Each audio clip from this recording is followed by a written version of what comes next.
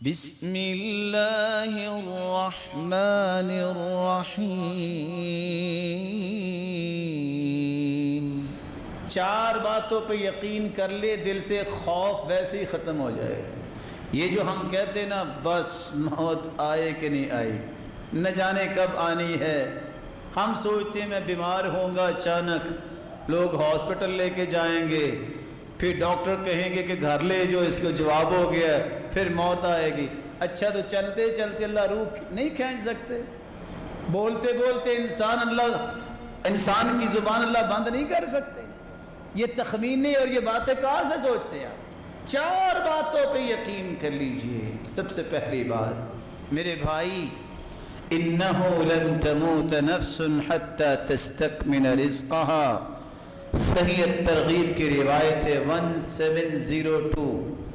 جو لقمہ، جو پانی کا قطرہ میں اور آپ لکھوا کے آئے ہیں، ہماری پیدائش کے 5 ماہ پہلے یہ سب کچھ طے کر دیا گیا تھا۔ جب تک ہر جان اپنے خوراک کا آخری لقمہ اور آخری قطرہ کھا پی نہیں لے گی، اس کو موت نہیں آئے گی۔ یہ کون کہہ رہے ہیں؟ جس سے سچی زبان اللہ نے کسی کو عطا نہیں کی۔ دوسرا یقین کر لیجئے، جو وقت طے ہے نا، کبھی اس سے 1 سیکنڈ پہلے آپ کو موت نہیں آئے گی۔ فَإِذَا جَاءَ أَجَلُهُمْ فَلَا يَسْتَأْخِرُونَ سَاعَةً وَلَا يَسْتَقْدِمُونَ، ایک پل بھی پہلے آپ کو موت نہیں آئے گی، وقت مقرر پہ آئے گی۔ تیسرا یقین، اللہ ذوالجلال نے جگہ بھی مقرر کی ہے، اس کو کہاں موت آنی ہے؟ جگہ بھی مقرر ہے، اس کو کہاں موت آنی ہے؟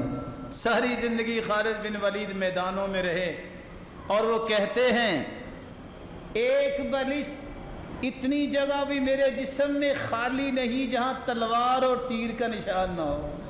ساری زندگی لڑائیاں کی ہیں دین کو بلند کرنے کے لیے۔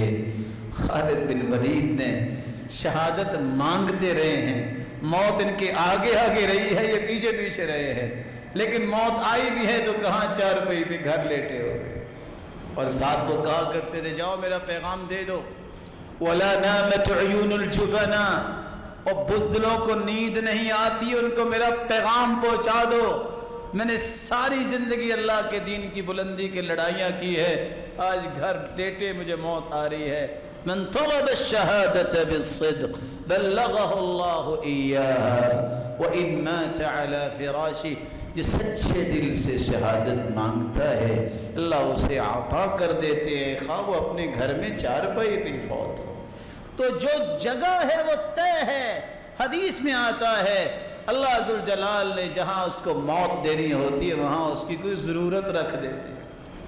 پھر سبب بھی طے ہے، اس کو ہچکی آئے گی فوت ہوگا، یہ بیٹھا بیٹھا اچانک فوت ہوگا، یہ سویا سویا اٹھے گا نہیں، اس کو بیماری ہوگی، اس کو کچھ بھی نہیں ہوگا، سبب بھی طے ہے۔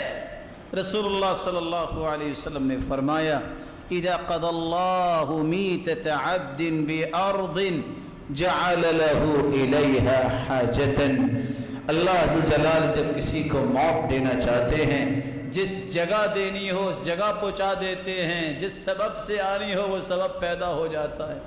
امام اوزاعی کہتے ہیں ایک شخص نے ساری زندگی مچھلی نہیں کھائی، کہتا ہے مجھے ڈر ہے کہ کہیں کانٹا نہ مجھے چھپ جائے۔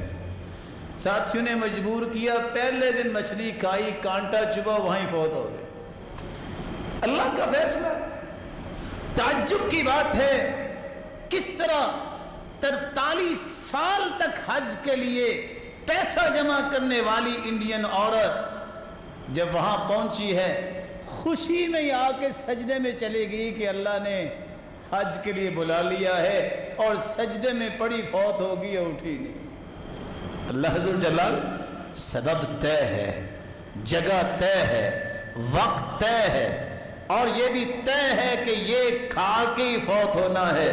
جب یہ ساری چیزیں طے ہیں تو پریشانی کیا ہے؟ مسکراتے جانے کی تیاری کرو۔